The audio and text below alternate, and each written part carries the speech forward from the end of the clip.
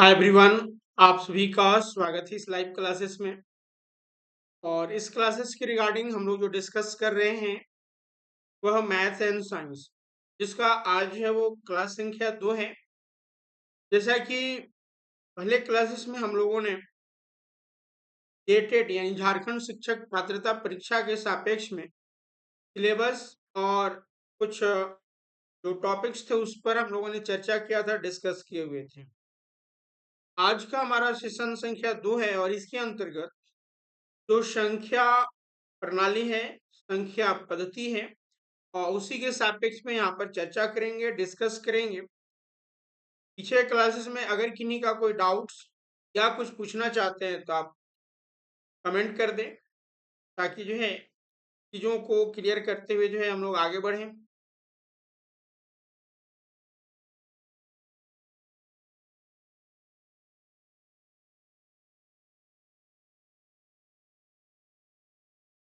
देखिए, जैसा कि अगर हम संख्या पद्धति की बात करें, पिछले क्लासेस में जो है वो संख्या पद्धति के ही अंतर्गत हम लोगों ने डिजिट्स,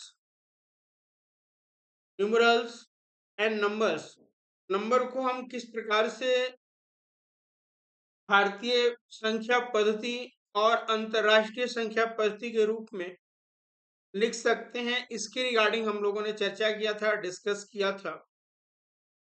और रोमन संख्या, उसी का थोड़ा सा रिवीजन करते हुए जो है आज हम लोग आगे बढ़ते हैं। हम लोगों का जो टॉपिक्स और देख रहे हैं वह संख्या पद्धति यानी कि नंबर सिस्टम।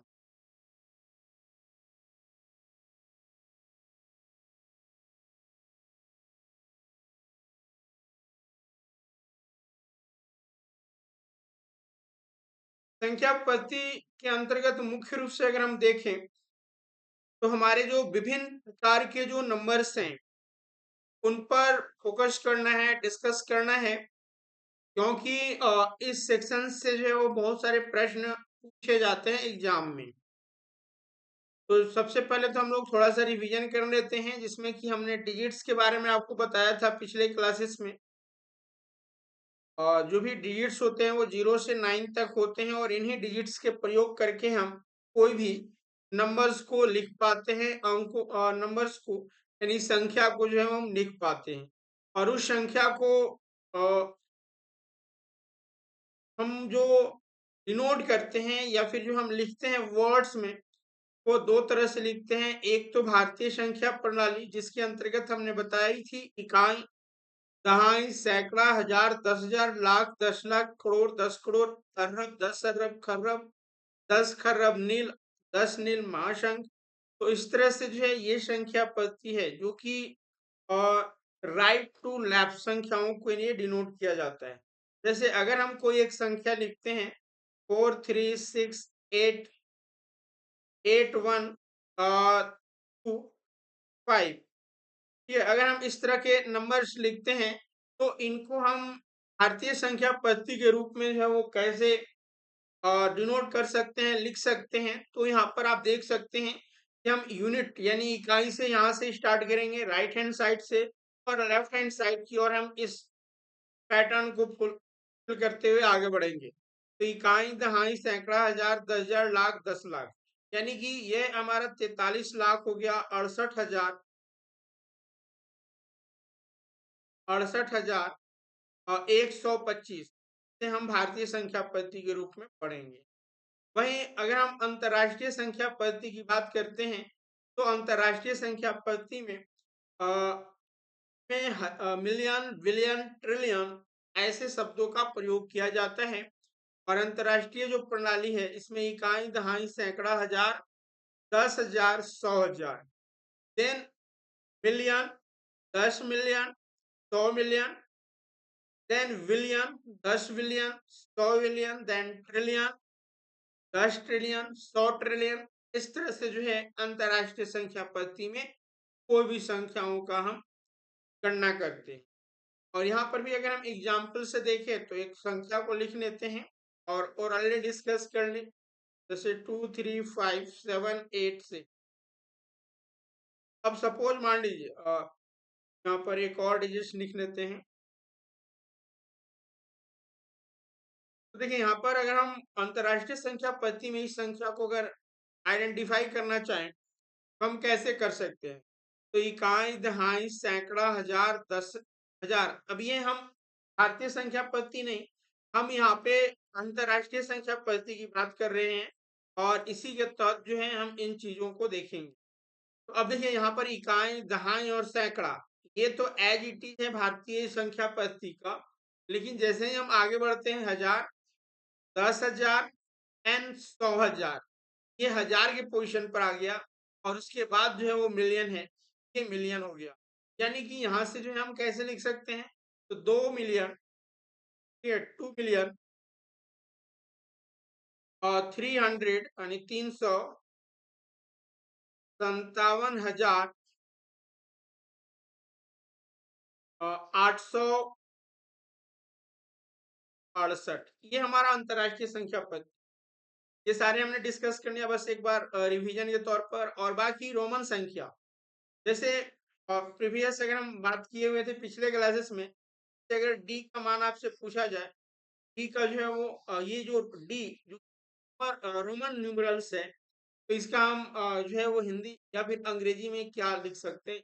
के लिए कौन सा शब्द का यानी कौन सा संख्या का प्रयोग किया जाता है?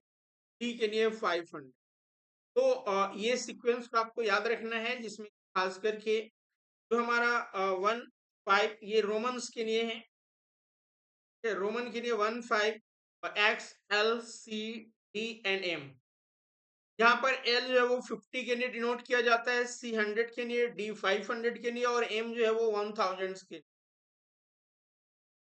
ठीक है, बाकी इसके सापेक्ष में अन्य चीजें हमने पिछले क्लासेस में डिस्कस कर लिए हैं। तो यहाँ तक हम लोगों ने चर्चा कर लिया था। अब आगे आते हैं और हम लोग जो संख्याएं हैं, ठीक है। अब देखिए संख्याओं की अगर हम बात करते हैं, तो संख्याओं का एक सीक्वेंस अगर हम देखें, इनका क्लासिफिकेशन देखें, तो सबसे बड़ी जो संख्या होती है वो होती है कॉम्प्लेक्स नंबर। कॉम्प्लेक्स नंबर की हम यहाँ पर बात करते हैं, तो कॉम्प्लेक्स नंबर दैट मीन्स कि जिसमें रियल और इमेजिनरी दोनों संख्याएं हों। ठीक है? अगर हम संख्या की बात करते हैं, तो संख्या यानी कि सबसे बड़ी जो संख्या है वो कॉम्प्लेक्स नंबर होता है। कॉम्प्लेक्स नंबर कहने का मतलब कि मिश्र संख्या या फिर जटिल संख्या, इसको हम कह सकते हैं जटिल संख्या हिंदी में। अब देखिए ये जो कॉम्प्लेक्स नंबर होता है, इसमें रियल और इमेजिनरी दोनों पार्ट्स होते हैं। रियल नंबर होता है और एक इमेजिनरी होता है। अब हम इमेजिनरी को कैसे आइडेंटिफाई करेंगे? तो देखिए हमारे पास इमेजिनरी के लिए यहाँ पर एक सीमित नॉलेज रखना अनिवार्य है। और इसके अंतर्गत जो है, हम अगर 1 का मान आपसे पूछा जाए, या फिर √5 का राइट √4 का मान पूछा जाए, या फिर √-1 का मान पूछा जाए, √-9 का मान पूछा जाए, इनका आप आंसर क्या बताइए? तो अगर रूट के अंदर पॉजिटिव है, तब तो हम आसानी से आंसर बता देंगे कि सर √1 का तो 1 ही हो, √4 का जो है वो 2 हो जाएगा। लेकिन हमारा प्रॉब्लम क्रिएट कहाँ पे होता है कि रूट के अंदर अगर माइनस है, उस सापेक्ष में जो है हमारा आंसर क्या होगा, यहाँ से संबंधित हमें चीजों को जानना है। यही चीज अगर रूट के अंतर्गत माइनस हो, तो वो संख्या के हम मान जो है वो नहीं निकाल पाते हैं, जहां तक हमने अब तक स्टडी किया। ये इमेजिनरी संख्या के अंतर्गत चला जाता है, और √-1 को मैथ्स के इमेजिनरी पार्ट्स में रखा गया और जिसे आई से, स्मॉल आई से डिनोट किया जाता है। अब उसी तरह से अगर √9 का पूछा जाएगा, √-9 का, तो हम इस तरह से लिख सकते हैं √-1 to √9। क्योंकि हम आगे घात एंड करनी के सब्स एंड इंडिसेस में हम बताएंगे कि कोई भी अगर संख्या रूट के अंतर्गत a इंटू बी है, हम इसको बाइफरकेट कर सकते हैं √a इंटू। तो वही का उसी चीज का हमने यहाँ पर एप्लीकेशंस का प्रयोग करके हम इनको बाइफरकेट कर दिए। और चूंकि आप √-1 का मान जान रहे हैं आई है, और √9 का 3 हो जाएगा, तो 3i। तो ये हमारा यानी कि यहाँ पे आई जो है ये हमारा वन को डिनोट, इमेजिनरी पार्ट को। तो देखिए अगर हम आई स्क्वायर करते हैं तो यहाँ से आई स्क्वायर जो हो जाएगा वो हमारा -1 हो जाएगा, दोनों साइड स्क्वायरिंग कर देंगे। आई से दोनों साइड मल्टीप्लाई करेंगे तो -i यानी आई क्यू -i, और i4 जो है वो ये 1 हो, आई स्क्वायर है और का होल स्क्वायर करेंगे तो i4, और इधर -1 का स्क्वायर करेंगे 1 हो। तो इतना चीजें जो है आपको ध्यान में रखना है इमेजिनरी के सापेक्ष में। अब हम लोग आते हैं रियल पार्ट्स में। देखिए रियल पार्ट्स के अंतर्गत विभिन्न संख्याएं आती हैं, ठीक है? जो हम लोग नेचुरल नंबर यानी प्राकृतिक संख्याएं, संपूर्ण संख्याएं यानी कि whole number, integers, rational and irrational, these all are the real numbers। तो अब हमारा पूरा जो फोकस होनी चाहिए वो रियल नंबर के सापेक्ष में चाहिए, और इसी के सापेक्ष में जो हम लोग यहाँ पर चर्चा भी करेंगे और डिस्कस भी करेंगे। तो सबसे पहले हम लोग रियल नंबर के अंतर्गत complex number, sorry real number के अंतर्गत रैशनल और इरेशनल के सापेक्ष में चर्चा करने वाले हैं, डिस्कस करने वाले हैं। देखिए सबसे पहले यहाँ पर हमारा जो है वास्तविक संख्या है, रियल नंबर, इसमें सारे संख्या है, और इसको पुनः जो है वो रैशनल यानी परिमेय संख्या और अपरिमेय संख्या के रूप में कैटेगराइज किया गया है। परिमेय संख्या यानी कि जिनको हम p बाई क्यू के रूप में लिख सकते हैं, ठीक है? परिमेय संख्या यानी कि रैशनल नंबर और इरेशनल नंबर।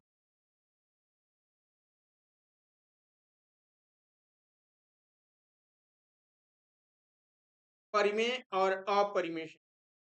अब देखिए परिमेय और अपरिमेय की अगर हम बात करते हैं तो जो रैशनल नंबर होता है वो p बाई क्यू के रूप में हम इसको लिख सकते हैं, लेकिन यहाँ पर एक ध्यान देना है कि Q हमारा जो है वो 0 नहीं होनी चाहिए, नॉट इक्वल टू 0। थोड़ा सा आप लोग ब्रैकेट में इन चीजों को मेंशंस कर ले, ये है बहुत छोटा लेकिन है बहुत बड़ा काम का। जैसे अगर किसी भी संख्या का पावर हम 1 करते हैं तो 1 आता है। अगर किसी संख्या के पावर का 0 करते हैं तो आप बताइए क्या आता है? या फिर हम 0/1 करते हैं तो क्या आता है? या फिर 1/0 यानी कोई संख्या बटा 0 करते हैं तो हमारा क्या आता है? तो अगर हम इस संख्या का, ठीक है, जो 100 से बड़ा है, और किसी भी संख्या का जो है हम अगर पावर 0 करते हैं तो उसका मान हमेशा 1 आता है। वहीं 0/1 ये 0 हो जाएगा, ठीक है, और 1/0 ये नॉट डिफाइंड होता है, जिसको हम 0/1 क्या होगा? Not defined. देखिए इस चीज को आप लोग समझिए यहाँ पे कि अगर हम किसी संख्या का बटा 0 कर देते हैं तो ये फाइंड ही नहीं होगा, नॉट डिफाइंड हो जाएगा। ये जो क्यू का मान है वो हमारा 0 नहीं होनी चाहिए, तब जो है वो रैशनल नंबर कहलाता है। और वही इरेशनल नंबर, ठीक है, इरेशनल नंबर जिसे हम p बाई क्यू के रूप में नहीं लिख सकते। अब देखिए हमारा जो एप्लीकेशन स्टार्ट होता है वो कहाँ से होता है वो हम लोग देखिए। रैशनल नंबर यानी परिमेय संख्या, परिमेय संख्या, और दूसरा है अपरिमेय संख्या।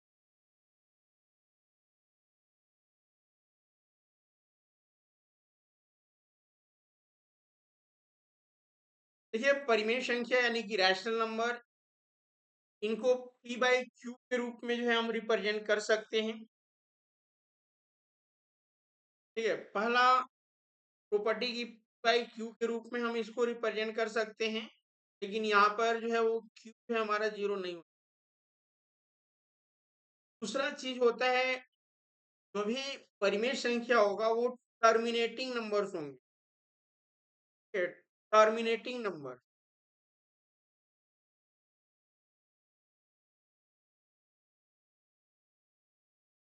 Terminating fraction. देखिए टर्मिनेटिंग फ्रैक्शंस होता क्या है? टर्मिनेटिंग फ्रैक्शंस यानी कि कोई भी हमारा एक संख्या है, कोई भी एक हमारा संख्या है और उनको जब हम डिवाइड करें तो वो कहीं ना कहीं डिवाइड होगा, भले डेसिमल के ही अंतर्गत डिवाइड हो पूर्ण रूप से, लेकिन वो क्या होगा, डिवाइड होगा। तो ये कोई भी संख्या टर्मिनेटिंग फ्रैक्शंस कब कहलाएगा? ठीक है, टर्मिनेटिंग फ्रैक्शंस कब कहलाएगा? जब उसका जो डिनोमिनेटर है हर जो है या तो के फॉर्म में हो या फिर 5 के फॉर्म में हो या फिर और 5।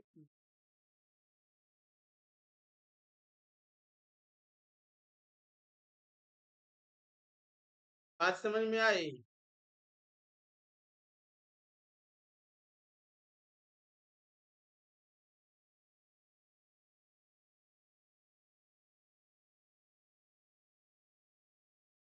तो देखिए कि हम एग्जाम्पल लेते हैं,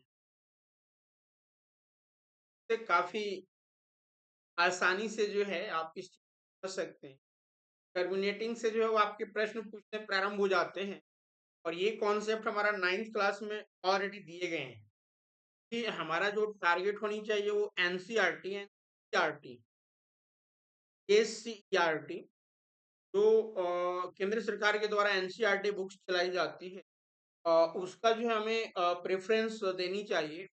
और चूंकि हम टॉपिक्स सिलेबस जो दिया गया है उसमें सारे जो है एनसीईआरटी एंड एससीईआरटी जो है वो कंप्रोमाइज करता है। देखिए एक एग्जांपल हम लेते हैं, सपोज मान लीजिए यहाँ पर एक एग्जांपल लिया 1/8, दूसरा एग्जांपल लिया 1/125 और तीसरा एग्जांपल लिया 1/500। ठीक है, हमने सारे एग्जाम्पल आसान वे में ही लिए हुए हैं ताकि जो है आप अब चीजों को सही से समझ। ऊपर में कुछ भी हो सकता है, यहाँ पर मान लीजिए हमने लिख दिया 3/8 और 5 यानी कि 6/this, डज नॉट मैटर। ठीक है, अब ये कंप्लीटली डिवाइड होगा या नहीं होगा? अगर इधर बात करते हैं 3/8 को, तो यहाँ पर आप ऐसे ही कीजिएगा, 3 यहाँ पर ये 3 और ये 8 हो जाएगा, नहीं जाएगा यहाँ पर जीरो, डेसिमल देंगे, जीरो बैठाएंगे, कितने बार में जाएगा, 3 बार में, और 3 की 24, ये बचा। तो हमने डेसिमल का प्रयोग कर चुका है तो अब जीरो के नियम स्वतंत्र है, एक जीरो बैठ गए हैं, तो हमारा कितना हो जाएगा, 8×48, 8×7=56, 4 बचा, 8×5। देखिए जो है 3/8 कंप्लीटली डिविजिबल है, यही चीज टर्मिनेटिंग फ्रैक्शंस कहलाता है, यानी कि वो कहीं ना कहीं टर्मिनेट होगा, यानी कि कंप्लीट डिवीजन होगा, वो चाहे डेसिमल में ही आए लेकिन हमारा कंप्लीट होगा। तो अब हम इतना चीजें करने के तुलना में हम क्या करेंगे, जो हमारा डिनोमिनेटर है यहाँ पर 8 है, ठीक है, 8 को हम प्राइम फैक्टराइजेशन कर देंगे, ठीक है, 8 को हम प्राइम फैक्टराइजेशन कर देंगे। प्राइम फैक्टराइजेशन हमारा 2 × 2 × 2 हो गया, यानी कि यहाँ से 2 के रेज़ टू दी पावर 3 हो गया। अब देखिए हमने बताया कि अगर किसी का डिनोमिनेटर 2 के पावर में हो या फिर ओनली 5 के पावर में हो या फिर 2 और 5 के मल्टीपल्स के पावर में हो, तो वो सारे टर्म्स क्या होते हैं, टर्मिनेटिंग होते हैं। तो यहाँ पर 3/8 क्या होगा, ये टर्मिनेटिंग होगा, है ना?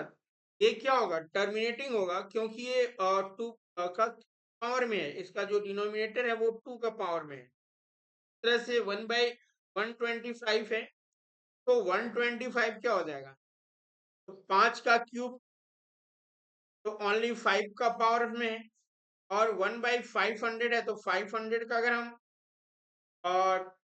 प्राइम फैक्टराइजेशन करते हैं तो क्या आ जाएगा, करते हैं तो 250, फिर 2 करते हैं 150, फिर 5 और 5 50, 25 गुना 50 और 50 गुना 100 इंटू 5 कर देंगे।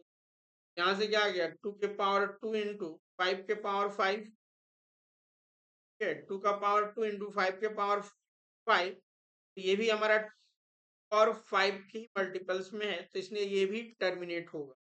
तो ये तीनों जो हमने एग्जांपल बताया, ये तीनों के तीनों क्या होंगे, टर्मिनेटिंग होंगे, ठीक है, विभाज्य होंगे। अब देखिए हम एक और एग्जांपल लेते हैं, और हमारा प्रश्न है 1 अपॉन, या फिर आप 2 अपॉन 300 कर देते हैं। अब ये बताना है कि ये टर्मिनेट करेगा या नहीं करेगा, ये टर्मिनेट करेगा या नहीं करेगा।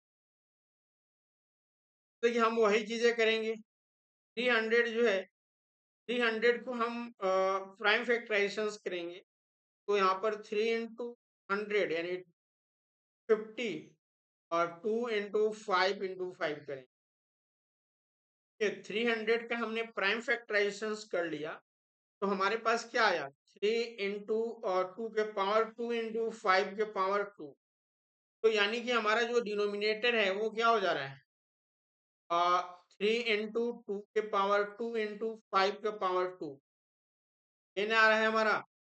तो अब नाउ अगर हम यहाँ पे इस चीज को देखें, तो अब नाउ हम यहाँ पे क्या करेंगे, तो चूंकि हमने बताया कि टर्मिनेटिंग होने के लिए डिनोमिनेटर में सिर्फ और सिर्फ 2 का पावर 5 का पावर या फिर 2 और 5 का ही पावर होना चाहिए, बाकी अगर कोई भी अदर संख्या आ जाती है तो वो टर्मिनेट नहीं करेगी। तो यहाँ पर 3 जो है हमारा एक्स्ट्रा आ जा रहा है, तो यहाँ पे ये जो संख्या है वो हमारा नॉट टर्मिनेटिंग होगा।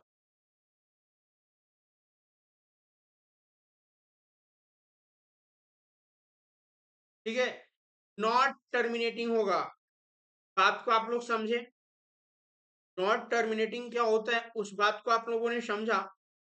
अब देखिए यहाँ पर जब नॉन टर्मिनेटिंग होगा, अगर टर्मिनेट कर रहा था तो चलिए हमारा कोई ना कोई एक मान आ जा रहा था फ्रैक्शंस में, लेकिन अगर कोई संख्या नॉन टर्मिनेटिंग होगी और नॉन टर्मिनेटिंग,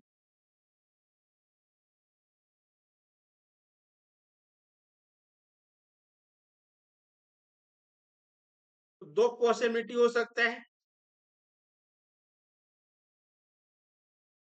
ये अगर टर्मिनेट नहीं करेगा तो दो पॉसिबिलिटी हो सकता है, या तो वो रिपीट करेगा,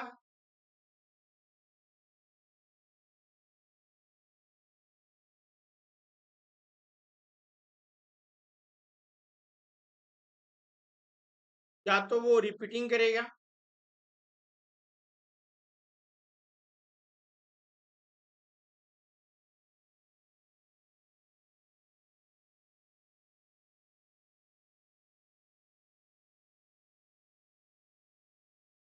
या तो वो रिपीटिंग हो सकता है या फिर नॉन रिपीटिंग होगा।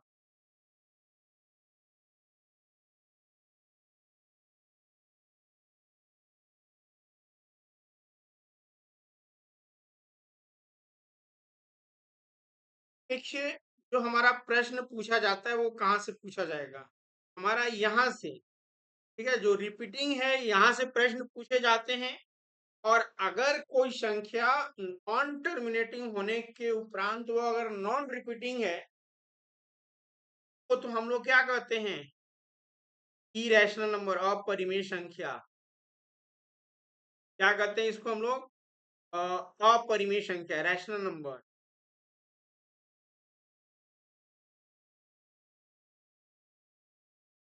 देखिए बात को समझिएगा, यहाँ पर हम थोड़ा सा अन्य और चीजों को भी हम आपके साथ डिस्कस करेंगे, जैसे कि टर्मिनेटिंग यानी कि कोई भी हमारा फ्रैक्शंस है, जैसे मान लीजिए 1/5 है, तो 1/5 है तो ये टर्मिनेट हो जा रहा है, क्योंकि ये हमारा पॉइंट 2 जो है वो आ जा रहा है आंसर। नॉन टर्मिनेटिंग में क्या होगा कि जैसे हम यहाँ पर लिख देते हैं 1/3, ठीक है, 1/3 ये टर्मिनेट नहीं करेगा, तो टर्मिनेट नहीं करेगा तो इसका मान या तो रिपीट कर सकता है या फिर रिपीट नहीं करेगा। जैसे 1/3 है, तो अगर हम इसको देखते हैं तो हमारा क्या आ जाएगा, 0.3333 यही आएगा। जैसे 1 यहाँ पर लिखिएगा और 3 यहाँ पर लिखिएगा और इसको भाग दीजिएगा तो यहाँ पर डेसिमल हो जाएगा 0 बार में 9, फिर 1 बचा, तो यहाँ पर देंगे, फिर 3 बार जाएगा 9। तो देखिए ये क्या हो रहा है, रिपीट कर रहा है, वही चीज यहाँ पर लिखी। तो यहाँ से हमारा प्रश्न पूछना प्रारंभ हो जाता है। यहाँ पे जो है हमारा प्रश्न पूछना प्रारंभ हो जाता है, जैसे आपको पूछ दिया जाएगा कि 0.3, तब जब भी अगर रिपीट इस तरह के होते हैं तो इसके लिए हम लोग एक सिंबल देते हैं बार का। 0.3 के ऊपर में हम क्या इस तरह के बार दे देते हैं। इसका मतलब ये हुआ जो 3 है वो रिपीट कर रहा है, आगे का टर्म में 333 आ रहे हैं, जैसे यहाँ पे नहीं।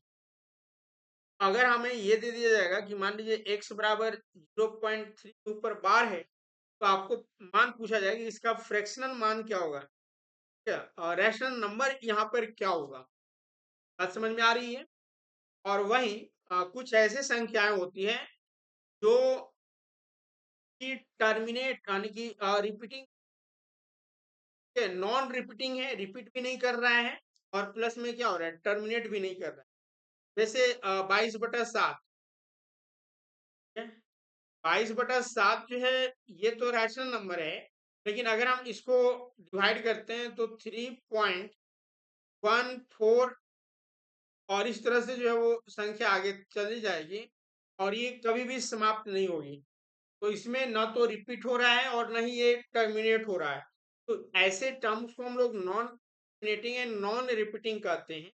और जो है वो पाई जो होता है हमारा, वो पाई इसी के अंतर्गत आता है।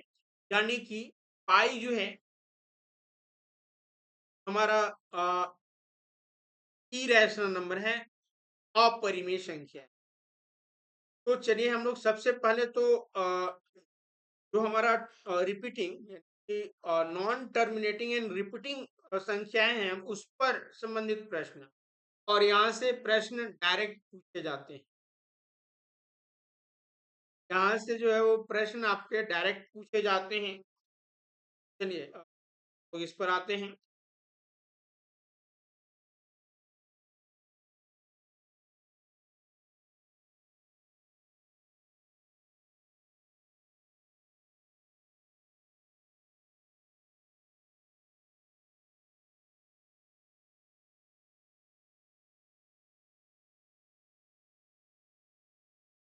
नॉन टर्मिनेटिंग एंड रिपीटिंग की बात करें,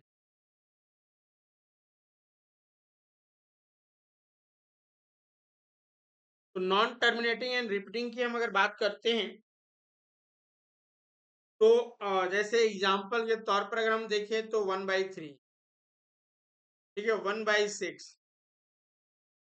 तो एक तो आपको अगर इसको डेसिमल में पूछा जाए तो आप आसानी से कर सकते हैं, लेकिन इस पार्ट्स को न पूछकर आपको नॉन टर्मिनेटिंग और जो रिपीटिंग टर्म्स होता है वो आपको दे दिया जाता है। जैसे मान लीजिए आपको दिया गया है x इक्वल्स टू 0.333 और इसको कह रहा है कि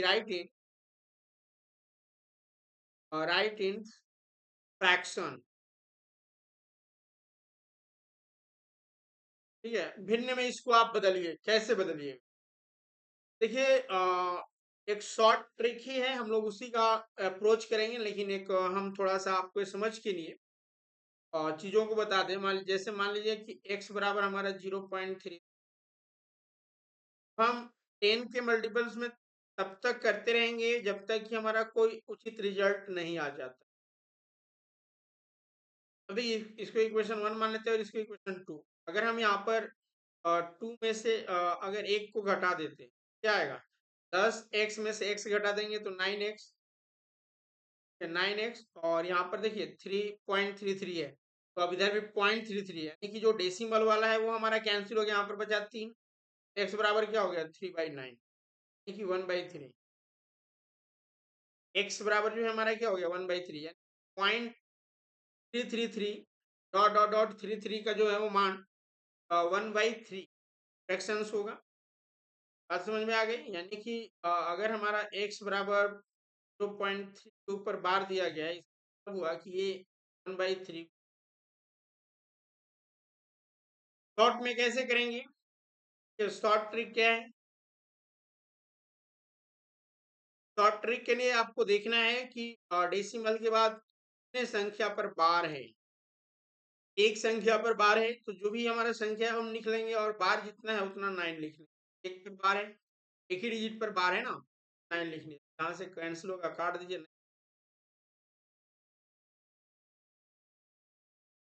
ठीक है, चलिए दूसरा क्वेश्चन, एक्स बराबर मान लीजिए और दिया गया है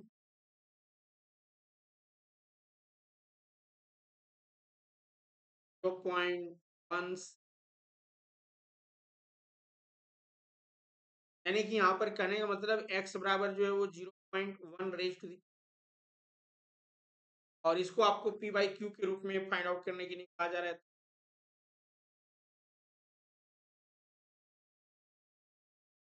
चलिए इस प्रश्न का आंसर आप लोग करें। तो यहाँ पर भी शॉर्ट ट्रिक का ही हम अप्रोच करेंगे। हमारा 16 है, एक पर बार है, 6 पर बार है, तो यहाँ पर 9, और इसके बगल में, ठीक है, ये हमारा राइट हैंड से लेफ्ट हैंड की ओर जाएंगे, और उसके बगल में जो भी संख्याएं हैं, ठीक है, उसके लिए हम जीरो पुट करते हैं। क्या पुट करेंगे? यहाँ पे जीरो पुट करेंगे। अब अगर हम जीरो पुट करते हैं, यहाँ पर 90 हो जाएगा। ठीक है? यहाँ पर क्या हो गया? 90 हो गया। और जो हमारा नॉन रैकरिंग है, जिस पर रैकरिंग नहीं है, उसको हम घटा देंगे। हम इसको समझाने की कोशिश करेंगे, एक बार अच्छे से समझिएगा आप लोग, यहाँ से प्रश्न से आना ही आना। सबसे पहले हम क्या करेंगे, देखिए इधर हमारे पास 1 और 6 के पावर बार है, तो पहला स्टेप हम इस संख्या को लिख लेंगे, जो भी संख्या दिया गया है।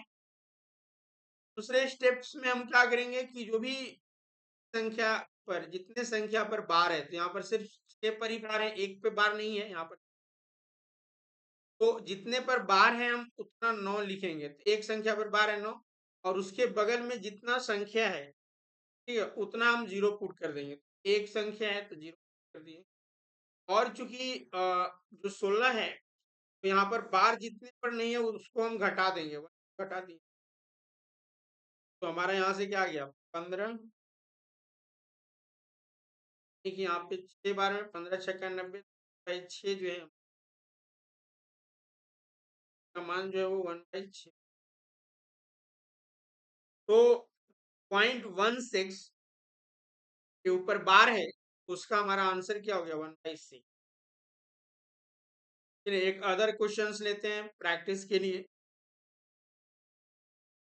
मान लीजिए x बराबर हमारा जो है वो 2.34 और 34 के ऊपर बार है। इसको कैसे हम सॉल्व करेंगे,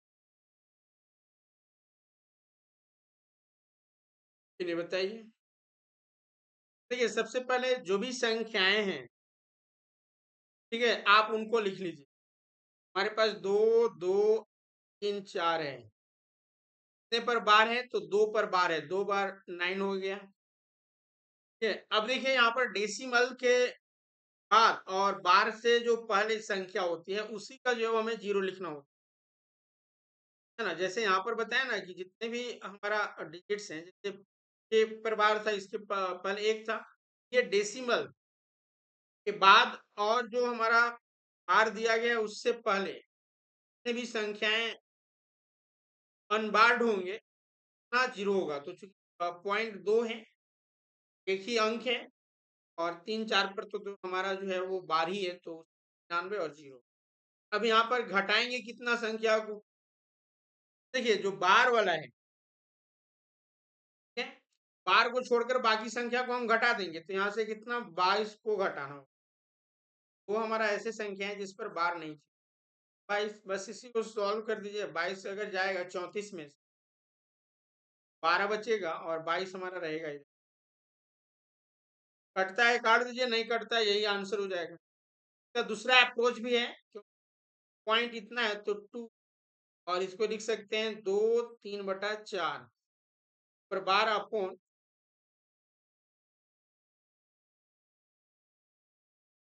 ऐसे लिख सकते हैं, लास्ट में जैसे 2 को जोड़ दे।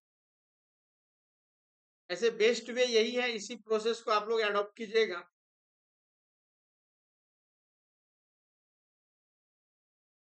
अब ना 0.234 का हम जो है वो मान निकाल लेंगे, तो यहाँ से क्या हो जाएगा, और 234 -2 और अपॉन 2 डिजिट पर बार है और एक जीरो यहाँ पर रहेगा ही। 2 प्लस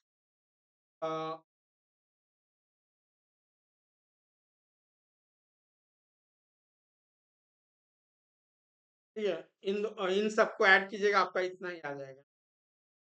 ये हमारा आंसर हो। चलिए एक और क्वेश्चन, और इस क्वेश्चन का आंसर आपको करना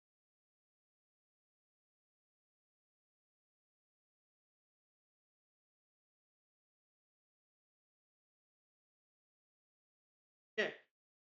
12.8 के ऊपर बार है, इसका आंसर आप लोग कीजिए।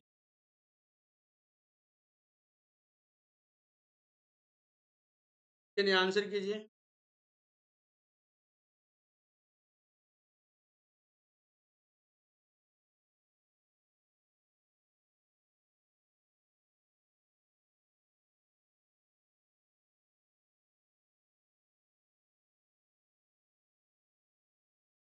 तो देखिए यहाँ पे अगर हम बात करते हैं, तो हम सिंपल सा क्या करेंगे, 1282 से 12 घटा देंगे, और हमारा 82 के ऊपर यानी 82 के ऊपर बार है, तो यहाँ पे 99, बस आ गया आंसर। 1282 यानी 12 जाएगा 70 का 99, 3 से कैंसिल होगा 7 और दोनों कैंसिल। तो इस तरह से जो है आप आंसर कर सकते हैं। चलिए एक दो क्वेश्चंस का जो है आप लोग आंसर कीजिए।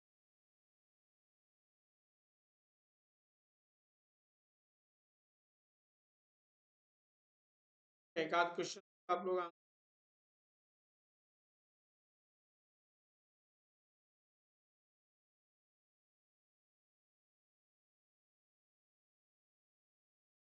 प्रश्न का आंसर आप लोग करें। प्रश्न है 0.555 डॉट डॉट डॉट यहाँ पे आ गया, 0.5 के ऊपर बार है, इसका आंसर क्या हो जाएगा। एक्स बराबर यहाँ पे क्या हो, सिंपल सा है, आप आसानी से इसका आंसर कर सकते। तो अगर हमारा 0.555 है, तो इस रिगार्डिंग जो है हम अगर इसको देखते हैं, तो सिंपल सा है कि 5 के ऊपर बार है, ये ना 5 के ऊपर जब बार है, तो हम आसानी से क्या करेंगे, 5/9 कर देंगे, हमारा आंसर हो गया। तो क्या कुछ यहाँ पर दिक्कत ज्यादा हो रही है, तो ये काफी आसान चीजें हैं। ठीक है, तो एक्स बराबर यहाँ पे क्या हो जाएगा, 5 अपॉन, एक और क्वेश्चन, नेक्स्ट क्वेश्चन से 0.4545 का जो है वो p/q कौन सा है। 0.45 के ऊपर में अब बार है, क्यों, दो डिजिट्स जो है वो यहाँ पर रिपीट कर रहे हैं, तो अब 0.45 के आगे डेसिमल रहेगा, इसको ध्यान रखना है। तो अब सिंपली आप लोग आंसर कीजिए, इसका आंसर क्या होगा। तो अगर यहाँ पर 0.45 है, तो आसान वे में हम क्या करेंगे, 45 दो डिजिट्स पर बार है, 2 9 हो जाए, कटेगा 3 से, हाँ 15 या 45, और 33 तिया 99, फिर 3 से कटेगा, 3 5 जा 15, 11 3 जा 33, यानी कि 5/11 जो है यहाँ पर आंसर आएगा। तो हमारा ऑप्शन नंबर सी है और करेक्ट आंसर है। ठीक है, हमारा ऑप्शन नंबर सी है यहाँ पे करेक्ट आंसर है। तो इस तरह के जो है वो आपके क्वेश्चंस भी यहाँ से पूछे जाते हैं। ठीक है, तो ये यहाँ पर हम लोगों ने non terminating and non repeating के रिगार्डिंग डिस्कस किया, चर्चा किया। यहाँ तक अगर कोई डाउट्स है या कुछ पूछना चाहते हैं तो आप पूछ सकते हैं। अब नाउ नेक्स्ट जो है वो आपका नॉन रिपीटिंग,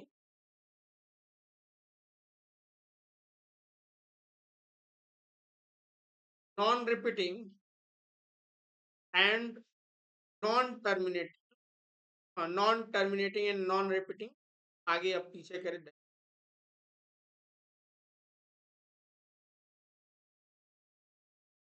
यानी कि कोई ऐसी संख्या जो न तो टर्मिनेट कर रहा है और ना ही रिपीट कर रहा है, तो these numbers are known as irrational number, यानी कि अपरिमेय संख्या। यहां से एग्जाम्पल आपका पूछा जाता है, एग्जाम्पल पूछा जाता है।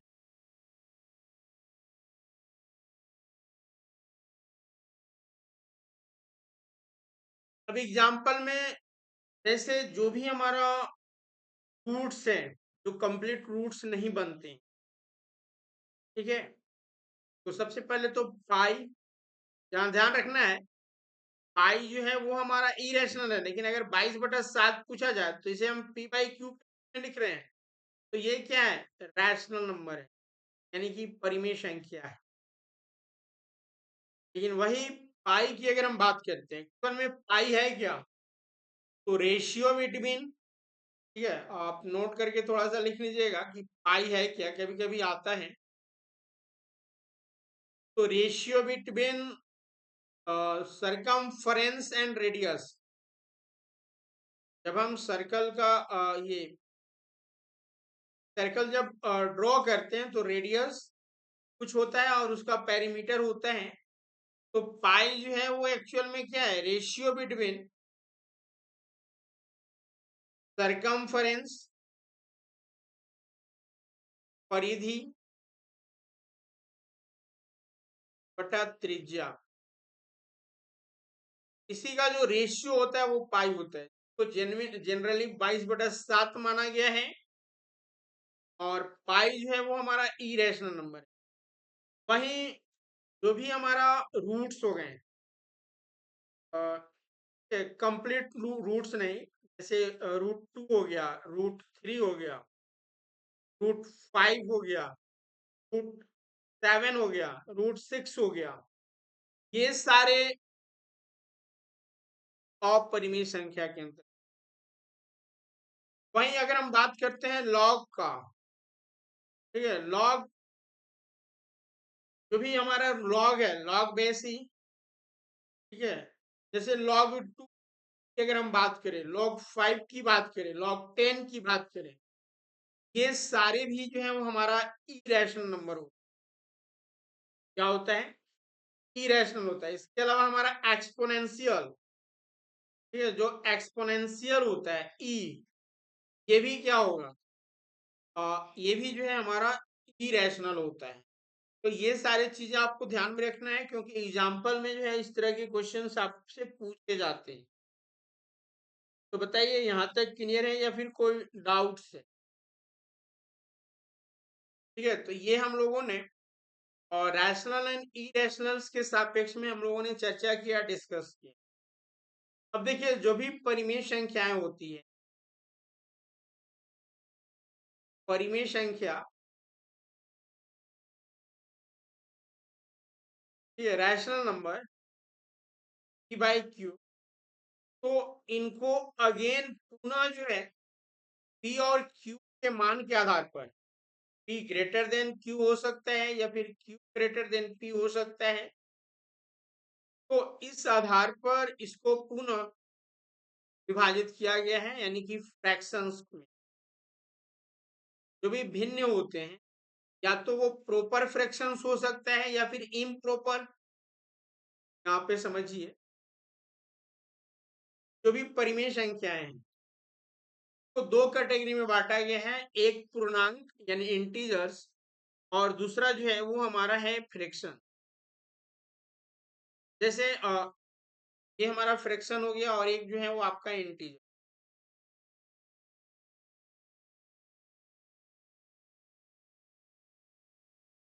अब क्या है कि सर इंटीजर कैसे जो है हमारा परिमेय संख्या होगा?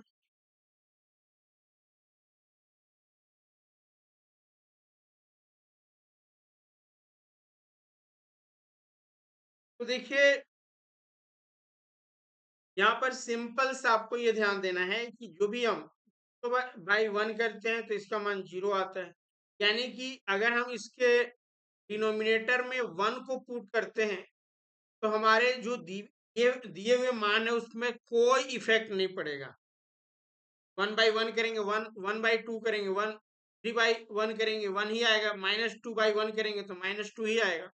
यानी कि डिवाइड में अगर हम 1 करते हैं इंटीजर्स के साथ, हमें कोई अंतर नहीं पड़ेगा। लेकिन जैसे ही हम 1 करते हैं, इसको हम p/q लिख पा रहे हैं, q हो जा रहा है और q यहाँ पे 1 हो जा रहा है। 0/1, 0 भी एक क्या है, रैशनल नंबर है, तो आपको ध्यान रखना है।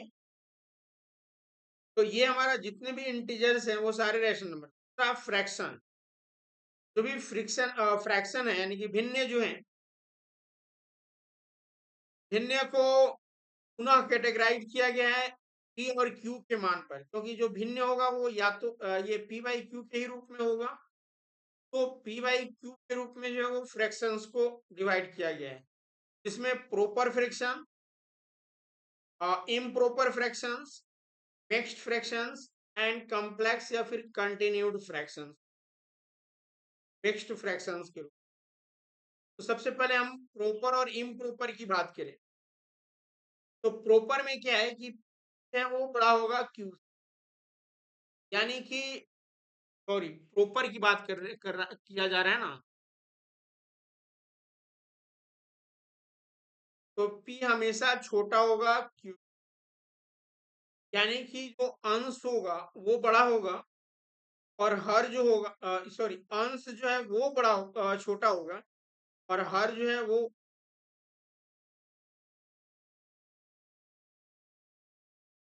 को समझिएगा, क्योंकि जो हमारा एग्जाम है इस तरह के छोटे छोटे चीजों में आपको उलझा देता है और आप जो है उसको इरिटेट होकर जो है आगे बढ़ जाते हैं। इन चीजों को ध्यान में आपको रखना है। तो देखिए प्रॉपर जो फ्रैक्शंस है वो क्या होगा कि उसका अंश जो है वो कम होगा और हर ज्यादा होगा। जैसे 1/3 हो गया, 3 ज्यादा है 1 की तुलना में, फिर 2/5 हो गया 5 ज्यादा। लेकिन यही अगर अपोजिट हो जाता है, p अगर बड़ा हो जाए और q अगर छोटा हो जाए तो उसे हम इम्प्रॉपर, यानी कि अ, अंश जो है वह बड़ा है हर से, 3 बड़ा है 2 से, 7 बड़ा है 4 से। तो ये जो भी इम्प्रॉपर फ्रैक्शंस होते हैं उन्हीं का जो है वो मिक्स्ड फ्रैक्शन बनता है, ये भी ध्यान रखना है। मिक्स्ड फ्रैक्शंस में क्या होते हैं कि मिक्स्ड पोजीशन पर जो है मान होता है, जैसे 37 1/3, 5 2/3। जैसे अगर हम 3 को अगर मिक्स्ड फ्रैक्शन में, ये चूंकि हमारा इम्प्रॉपर है ना, हमारा इम्प्रॉपर फ्रैक्शन है आपका 3/2। इम्प्रॉपर फ्रैक्शन ही जो है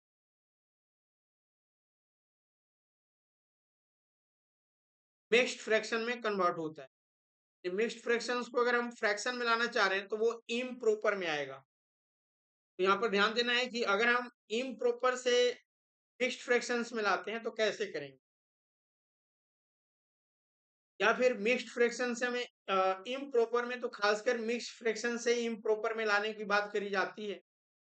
और अगर हमें इम्प्रॉपर से बात करी जा रही है तो हम क्या करेंगे कि पहले डिवाइड कर लेंगे, 2 को 2 से 3 को करेंगे तो एक बार कंप्लीटली जाएगा, 1 बचेगा। अब जो हमारा यहाँ पर जो हमारा भागफल आया, क्वोशिएंट जो आया, उसको हम मिक्स्ड की जगह पर लिखते हैं।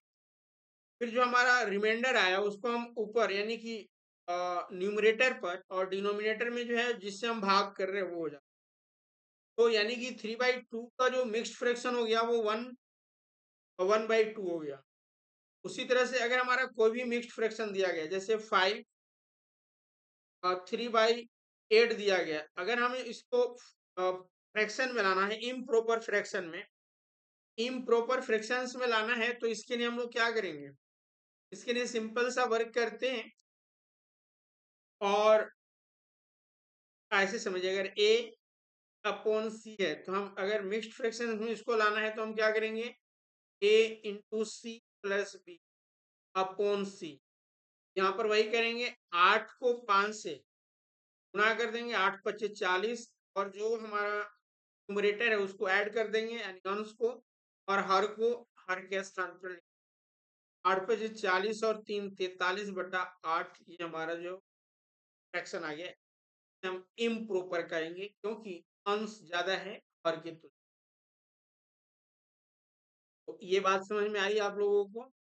तो यानी कि जो परिमेय संख्या है वो अगेन इसको दो कैटेगरी में, रैशनल नंबर, सॉरी इंटीजर्स, और दूसरा जो है वो फ्रैक्शन। फ्रैक्शंस के अंतर्गत proper fraction, improper fractions and mixed fraction का एक कंटिन्यू मिक्स्ड फ्रैक्शन होता है। इस तरह के जो होते हैं, ठीक है, इस तरह के जो होते हैं, कभी कभी इससे भी प्रश्न पूछा जाता है, तो ये हम आगे के सेशन मिक्स्ड फ्रैक्शंस के रिगार्डिंग बात करेंगे। जैसे मान लीजिए आपका क्वेश्चन एक यहाँ पे ले, जैसे मिक्स्ड फ्रैक्शन है 1+3,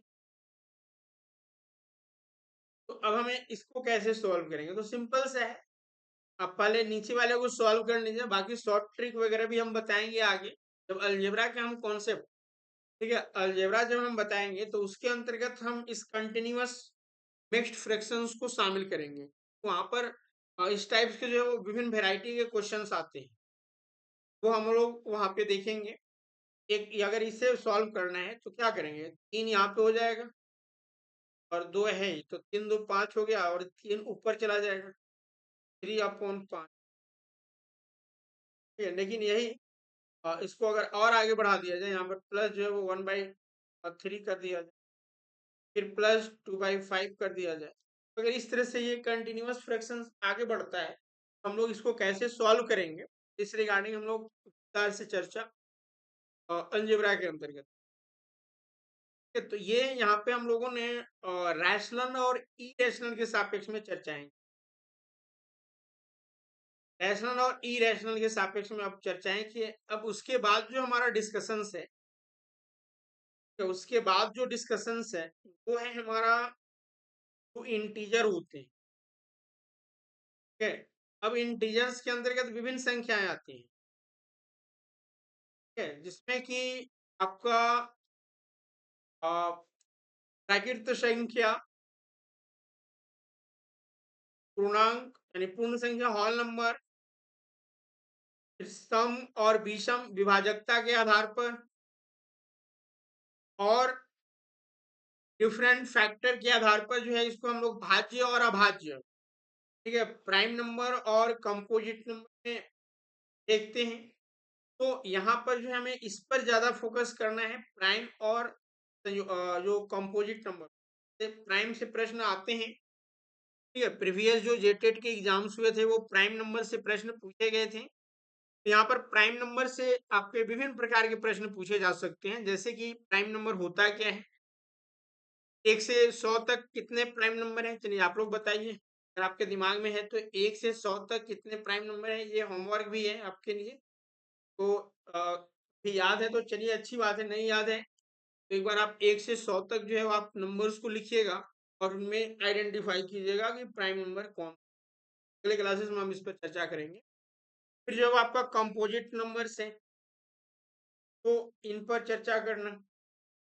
अभाज्य संख्या के अंतर्गत हम कैसे फाइंड आउट करेंगे कोई भी संख्या अभाज्य है या नहीं है, फिर जो शॉर्ट ट्रिक है उस पर भी हम लोग चर्चा करेंगे। तो यहाँ से जो है आगे का डिस्कशन हम लोग अगले क्लास में डिस्कस करेंगे। बाकी अगर यहाँ पे किन्हीं का कोई डाउट्स है या कुछ पूछना चाहते हैं तो आप कमेंट्स कर दीजिए।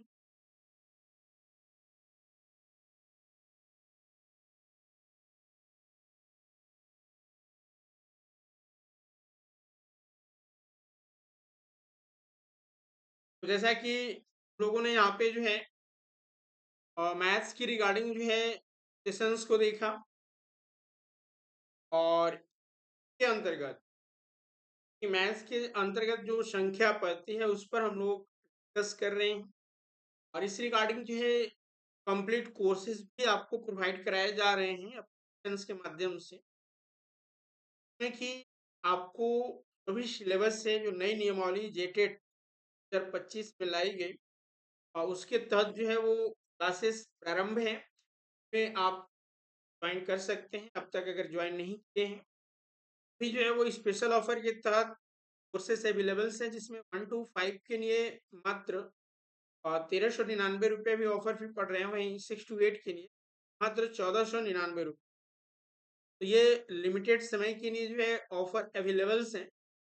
आप इनमें इनरोल्स करके अपनी तैयारी जो है वो बेहतर कर सकते हैं। कोर्स की विशेषताएं हैं, सारे लाइव क्लासेस के साथ साथ उसका रिकॉर्डिंग भी अवेलेबल्स होंगे, एफ नोट्स, एमसीक्यू और अन्य जो भी रिक्वायरमेंट है वो सारी चीज़ें यहाँ पर कोर्स में आपको कंप्लीट तैयारी जेटेड की रिगार्डिंग करा। इनरोल्स करने के लिए स्वरूप लर्निंग ऐप गूगल से आप डाउनलोड कर सकते हैं। ये भी नंबर पर कॉन्टेक्ट करके सारी जानकारियाँ और बाकी अगर किसी प्रकार का कोई क्वेरी है तो आप स्क्रीन पर जो नंबर दिख रहा है आप कॉन्टेक्ट कर सकते हैं। वही माध्यमिक आचार्य के भी सापेक्ष में जो है वो बैचेज अवेलेबल्स हैं, आप इनमें भी इनरोल। चलिए आज के सेशन लोग यहीं पे रखते हैं, मिलते हैं क्लासेस में। Thank you.